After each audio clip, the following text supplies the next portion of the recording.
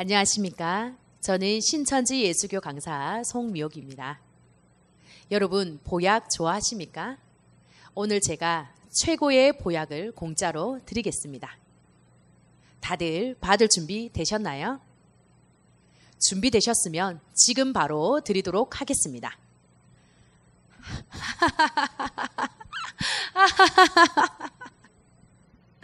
죄송합니다. 너무 경망스러웠지요? 제가 드린 보약은 웃음 보약입니다. 웃음은 만병통치약이라고 하죠. 요즘 코로나로 웃음이 사라진 분들이 많을 텐데 우리 보약 좀 먹고 할까요? 다 함께 한 번 더 웃어 보도록 하겠습니다.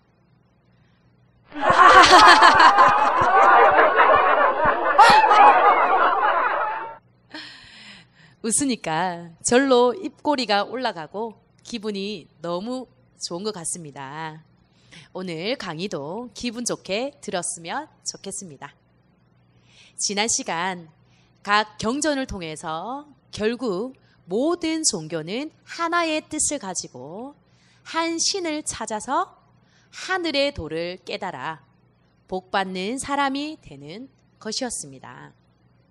구체적으로 어떻게 복을 받는지, 그 복이 무엇인지 가장 잘 기록해 놓은 경전이 바로 성경책입니다. 오늘은 성경의 기본 상식인 기독교 경전인 성경에 담긴 의미에 대해 알아보도록 하겠습니다. 모든 책은 제목과 저자가 있습니다. 대부분 책의 제목은 책의 내용의 핵심을 기록합니다. 기독교 경전 표지에는 성경 전서라고 제목이 붙여져 있는데요. 왜 제목을 이렇게 정했을까요? 성경 전서의 한자를 살펴보면 성경이란 거룩할 성자의 글 경자로 거룩한 글이라는 뜻이고, 전서란 온전할 전자의 쓸서로 이것은 명사입니다. 어떤 사람의 저작을 모두 모아 한 질로 만든 책이 되겠습니다. 그래서 성경이란 거룩한 글을 모아 놓은 책이란 뜻이 되겠습니다. 거룩하다는 표현은 사람에게는 쓰지 않죠. 거룩하다는 것은 죄가 없다는 뜻입니다.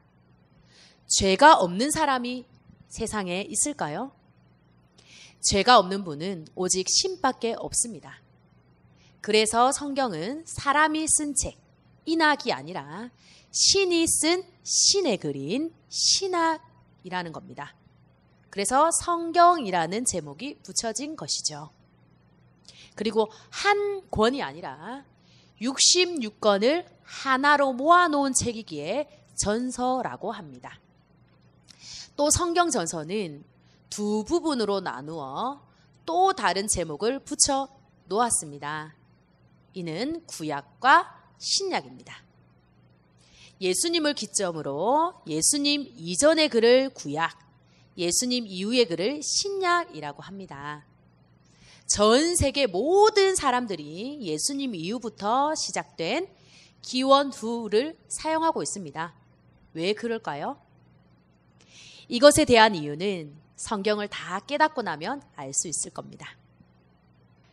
구약의 한자를 살펴보면 옛구자의 약속 약자로 옛 약속으로 총 39권으로 구성이 되어 있고, 신약은 새 신자의 약속 약자로 새 약속을 말합니다. 총 27권으로 구성이 되어 있습니다. 구약과 신약을 합쳐서 총 66권으로 신과 인간과의 약속을 기록한 책이 되겠습니다. 그래서 성경을 약속의 책이라고도 합니다. 정리를 해보면 책의 제목으로 그 책의 핵심 내용을 알 수 있지요. 그래서 성경의 핵심 내용은 신이 인간에게 약속한 내용이 되겠습니다. 구체적으로 어떤 약속을 했고, 약속한 이유, 약속을 지키면 주는 복, 약속을 지키는 방법 등을 차차 성경을 통해 알아보도록 하겠습니다. 선입견을 버리시고 최고의 가르침인 경서를 통해 복받는 사람이 되었으면 좋겠습니다. 책은 저절로 쓰여진 것이 아니죠. 반드시 지은 이가 있습니다. 그래서 성경은 저자가 하나님이라고 하는데요. 성경이 왜 신의 글일까요? 신이 썼다는 증거가 있을까요? 성경 목록을 보면 이사야, 예레미야, 마태복음, 누가복음 등 사람의 이름이 기록되어 있습니다. 그 사람이 썼기 때문에 이름을 붙여놓은 거 아닐까요? 보이지 않는 신이 어떻게 글을 쓸 수 있죠? 정말 신이 있을까요? 종교를 가지지 않는 사람 대부분이 이것 때문에 믿지 못하고 오히려 믿는 사람들을 한심하게 생각하고 있습니다. 여러분은 보이지 않는 존재를 믿으십니까?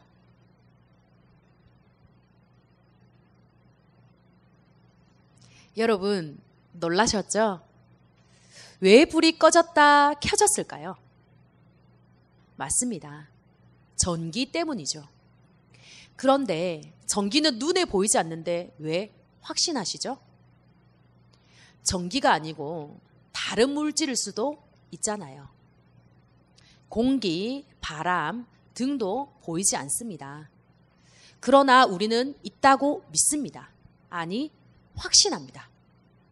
왜 확신할까요?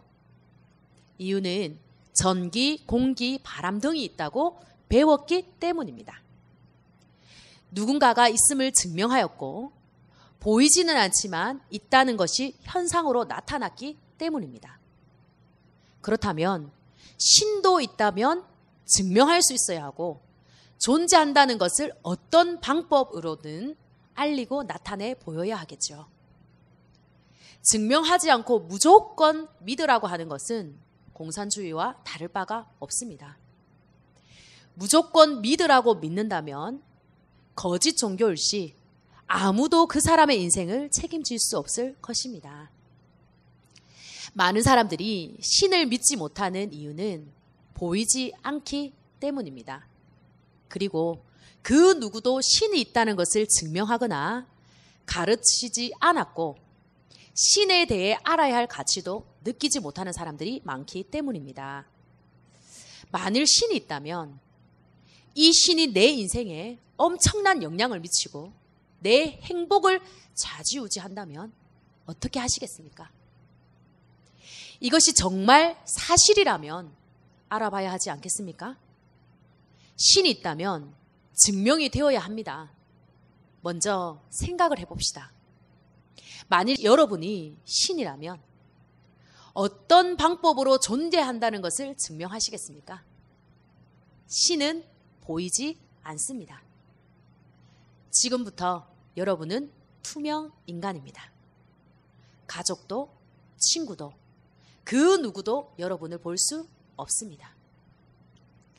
어떤 방법으로 여러분의 존재를 알리시겠습니까? 많은 사람들에게 이 질문을 하면 소리로 말하면 되지요 라고 말씀하십니다.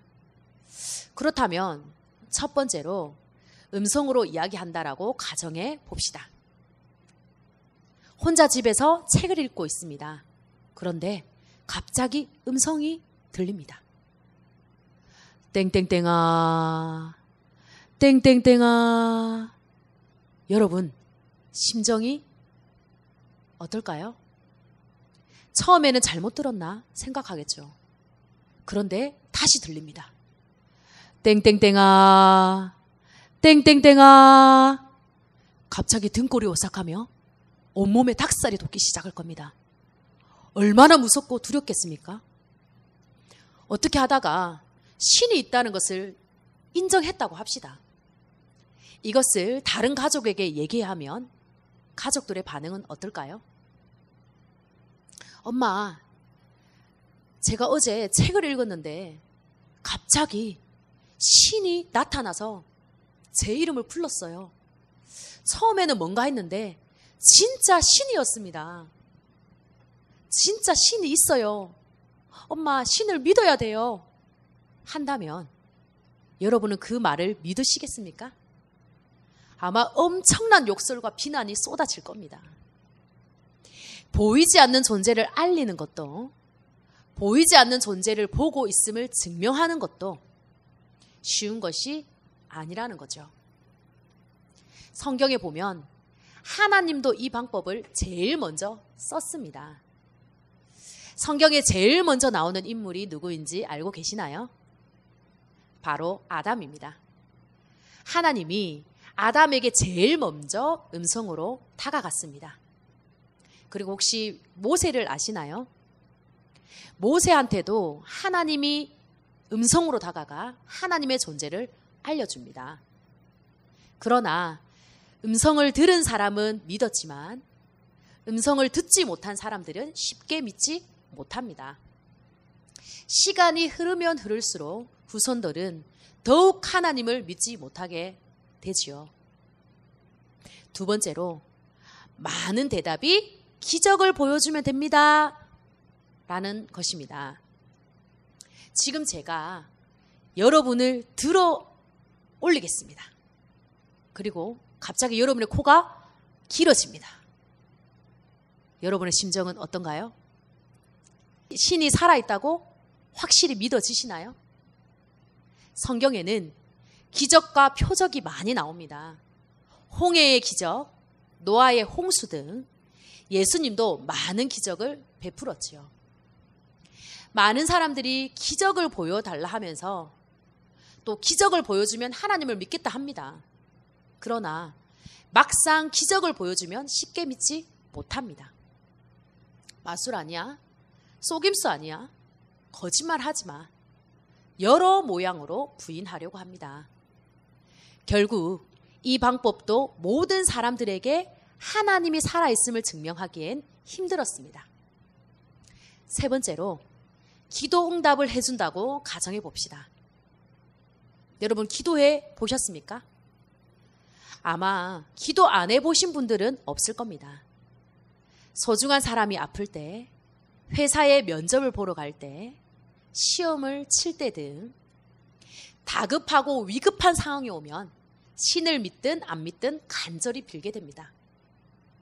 성경 로마서 1장 20절에 보면 사람에게 하나님의 능력과 신성을 주셨다라고 되어 있습니다. 신을 믿지 않는데도 나도 모르게 위급한 상황이 오거나 간절한 상황이 올 때 누구에게 왜 하는지도 모르고 무조건 빌게 됩니다. 정화수 떠놓고 빌고, 별똥별에게 빌고, 태양에게 빌고, 분수대에 빌고, 돌탑을 쌓아놓고 빌고. 왜 그럴까요? 이것이 바로 신이 인간에게 준 신성 때문입니다. 그렇다면 기도 응답 받아보신 분 계신가요? 그 기도가 신이 들어줬다는 증거는 있으신가요? 그냥 어떻게 하다 보니 우연히 된 것일 수도 있지 않을까요? 세 가지 방법을 예로 들어 보았지만 신이 했다는 증거를 말하기란 쉽지 않습니다. 그렇다면 신은 어떻게 자기가 있음을 알릴까요? 만일 여러분이 2000년 후에 나를 한 번도 본 적 없는 후손들에게 나를 알리고 싶습니다. 여러분이라면 어떻게 하시겠습니까? 나에 대한 기록이나 유적, 유물 등을 남기지 않겠습니까? 하나님도 마찬가지입니다. 하나님이 있음을 증명하기 위해 기록과 유적, 유물, 화석 등을 남기는 것입니다. 이 중에서 대표적인 것이 하나님이 있음을 증명하기 위해 기록한 성경입니다. 그럼 성경으로 어떻게 증명할까요? 살아가면서 약속을 한 번도 해보지 않은 사람은 없을 것입니다. 여러분은 약속을 잘 지키시는 편인가요? 만일 여러분이 오늘 친구와 서면 롯데백화점 정문에서 내년 8월 15일 1시에 만나자고 약속을 했다고 가정합시다. 이 약속이 이루어질 확률은 얼마나 될까요? 약속의 기간이 가까우면 가까울수록 이룰 수 있는 확률은 높아질 것입니다. 그러나 시간을 늦추어 10년 후에 이루어질 확률은 얼마일까요? 100년 후에는요? 1000년 후에는요? 이것이 진짜 이루어지려면 서면이 없어지면 안 됩니다. 그리고 롯데백화점이 없어지면 안 되죠. 그리고 나와 약속한 대상이 살아 있어야 가능합니다. 약속이 더 구체적이면 구체적일수록 이룰 수 있는 확률은 더 희박해질 것입니다. 그러나 구체적이면서 사람이 이룰 수 없는 내용들이 오랜 기간이 지나도 모두 이루어진다면 이것은 정말 신이 있어야 가능할 것입니다. 세계 곳곳에 유명한 예언가들이 많습니다. 그리고 그 예언이 이루어진 것도 많이 있습니다. 그러나 신이라면 일부분만 이루는 것이 아니라 모든 것을 이루어야 하겠죠. 하나님께서 살아있음을 증명하는 방법도 이것입니다. 기적, 표적, 음성, 기도 응답 등 모든 것을 해보았지만 시간이 지나니 사람들에게 잊혀졌고 믿어주지 않았습니다. 그래서 하나님은 살아있음을 증명하기 위해 증거를 약속으로 남긴 것입니다. 신이라면 모든 것을 할 수 있어야 하겠죠. 이루는 기간이 길면 길수록 약속이 구체적일수록 내용이 황당할수록 이루기 힘들 것입니다. 그러나 신이라면 그 어떤 것도 구애받지 않고 모두 이룰 것입니다. 그래서 성경을 약속의 책, 언약서라고 합니다. 약속이 이루어지지 않는다면 성경은 거짓말이며 신은 없는 것이 되겠죠. 하지만 이것이 이루어진다면 성경은 정말 두렵고 경이로운 책일 것입니다. 진짜 성경이 이루어지고 있는지, 신이 살아있는지 성경을 통해 제대로 확인해 봤으면 좋겠습니다. 그리고 성경을 통해 하늘의 복을 받는 방법을 깨달아 행복해졌으면 좋겠습니다.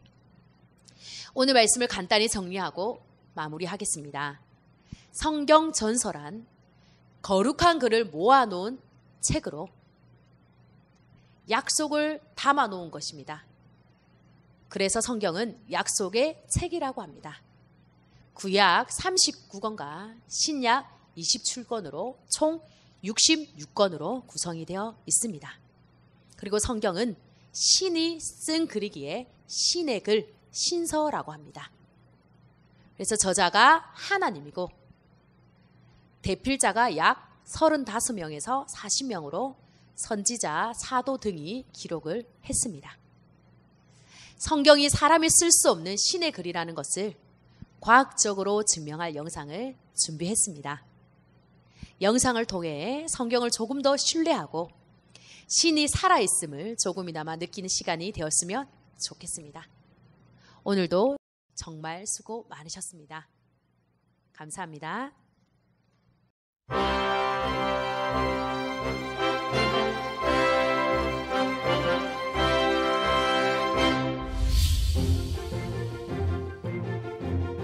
우주과학시대가 도래하기 이전에는 성경을 신화로 여기기도 했습니다.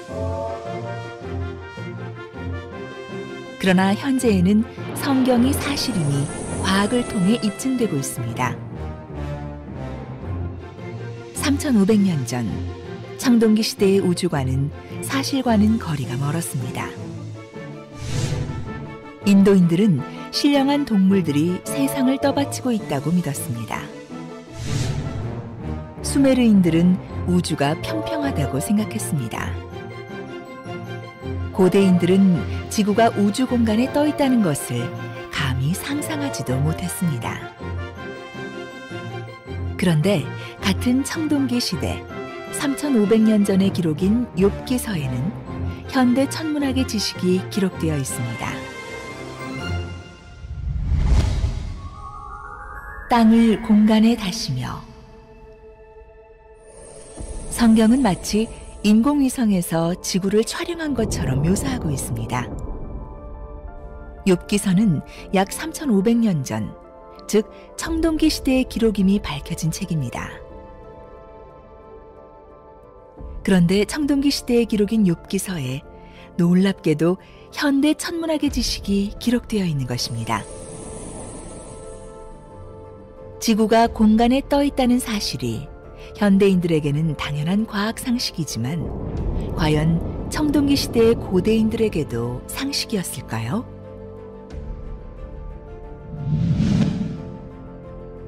(1687년) 아이작 뉴턴이 만유 인력의 법칙을 밝혀내어 지구가 허공에 떠 있음을 증명하기 전까지 지구가 공간에 떠 있다는 성경의 말씀을 사람들은 말도 안 되는 이야기로 여겼습니다. 그러나 과학이 발달하면서 성경의 기록이 사실임이 입증된 것입니다. 또한 성경은 이미 3000년 전에 태양이 공전하고 있다고 기록했습니다. 해는 그 방에서 나오는 신랑과 같고 그 길을 달리기를 기뻐하는 장사 같아서 하늘 이 끝에서 나와서 하늘 저 끝까지 운행하며. 그러나 인류는 20세기에 이르러서야 태양이 은하를 중심으로 공전한다는 사실을 발견했습니다. 린드블라드에 의해 태양이 초속 250km로 공전한다는 사실이 밝혀졌습니다. 태양의 공전에 대한 성경의 기록이 사실임이 입증된 것입니다. 또한 성경은 3500년 전에 지구 내부 구조에 대해 정확히 묘사했습니다. 지면은 식물을 내나 지하는 불로 뒤집는 것 같고 우리가 딛고 서 있는 땅 밑에 펄펄 끓는 불바다가 있다는 것은 지구과학의 기초 지식입니다. 그러나 19세기까지 사람들은 땅 속에 불바다가 있다는 하나님의 말씀을 말도 안 되는 신화로 여겼습니다. 20세기가 되어서야 지구 내부 구조가 밝혀졌기 때문입니다.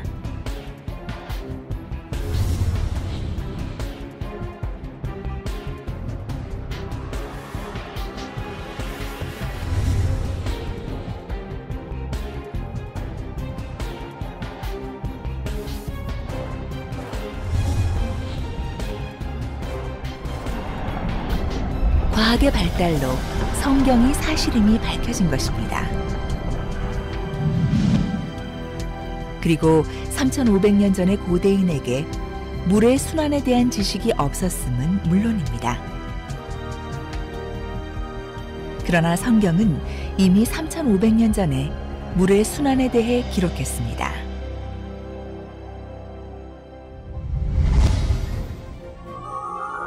그가 물을 가늘게 이끌어 올리신즉 그것이 안개 되어 비를 이루고 그것이 공중에서 내려 사람 위에 쏟아지느니라. 물은 증발, 응결, 강수의 3단계를 거쳐 순환합니다. 바다나 강으로부터 매일 수백만 톤의 물이 태양열에 의해 증발되어 수증기가 됩니다. 이 수증기가 응결하면 구름이 되고 구름의 수증기 입자의 충돌로 물방울이 되면 비가 내리게 됩니다. 16세기에서 17세기가 되어서야 페라울트와 마리오테가 실험을 통해 물의 순환을 밝혔습니다. 성경의 기록이 사실임이 다시 한번 과학을 통해 밝혀졌습니다.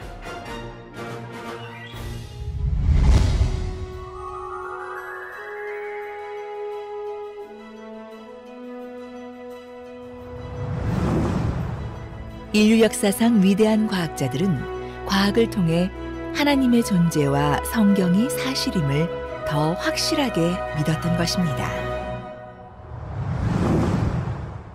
우주는 지극히 선하신 하나님께서 질서정연하게 우리를 위하여 만드셨다. 태양과 행성들 그리고 혜성의 아름다운 체계는 이지적이고 능력 있는 분의 계획과 주관 아래서만 가능하다. 그리고 그러한 사실 때문에 그분은 주 하나님으로 불린다. 과학의 발견이 신앙적인 시각에 맞는 우주를 드러내고 있다. 이처럼 성경은 비과학적이 아니라 현대과학을 앞서는 초과학의 세계가 기록되어 있는 책입니다. 전능하신 하나님께서는 성경과 과학을 통해 당신의 위대하심을 충분히 보여주셨다. 문제는 하나님의 부족함이 아니라 우리의 우둔함이다.